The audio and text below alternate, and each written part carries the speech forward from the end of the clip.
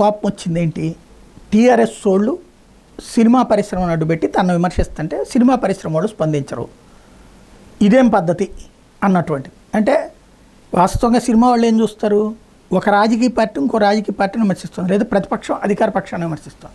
మధ్యలో వీళ్ళు దూరత ఏమవుతుంది, ఇప్పుడు ప్రతిపక్షంలో ఉన్న వాళ్ళు రేపు అధికారంలోకి వస్తే మళ్ళీ ఇలా నేర్పిస్తారు. కాబట్టి వాళ్ళు ఏం నోరు మీద పట్టలేదు.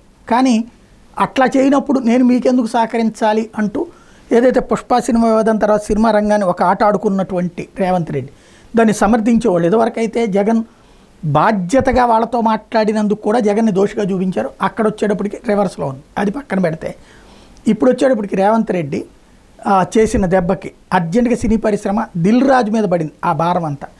ఇప్పుడు కేటీఆర్ మొన్న వీళ్ళ మీటింగ్ జరిగింది కదా, సినిమా వాళ్ళతో మీటింగు, నాగార్జున వెళ్ళాడు, వెంకటేష్ వెళ్ళాడు, ఇట్లా వెళ్ళినటువంటి సందర్భంలో వాళ్ళతో మాట్లాడినటువంటి సందర్భంలో ఏదో రహస్య మీటింగ్ ఏదో పెట్టుకున్నట్టున్నారు ఇల్లు అంటూ మాట్లాడితే దాన్ని ఖండించే బాధ్యత దిల్ రాజు మీద పడింది. అర్జెంటుగా దిల్ రాజు స్పందించేశారు, కేటీఆర్కి ఘాటైనటువంటి హెచ్చరిక జారీ చేశారు. తెలంగాణ అభివృద్ధి పనుల్లో చిత్ర పరిశ్రమ భాగస్వామ్యాన్ని, రాష్ట్ర అభివృద్ధికి సామాజిక సంక్షేమానికి మా బాధ్యతగా తగిన సహకారం అందించాలని సీఎం రేవంత్ ఆకాంక్షించారు.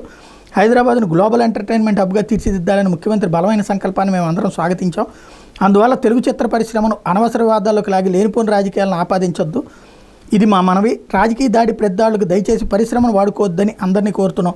లక్షల మందికి జీవనోపాధి కల్పిస్తున్న పరిశ్రమకు అన్ని ప్రభుత్వాల సహకారం, ప్రజలందరి ప్రోత్సాహం ఎప్పటికీ ఉంటుందని ఆశిస్తున్నాం అంటూ మెన్షన్ చేయాల్సి వచ్చిందన్నమాట.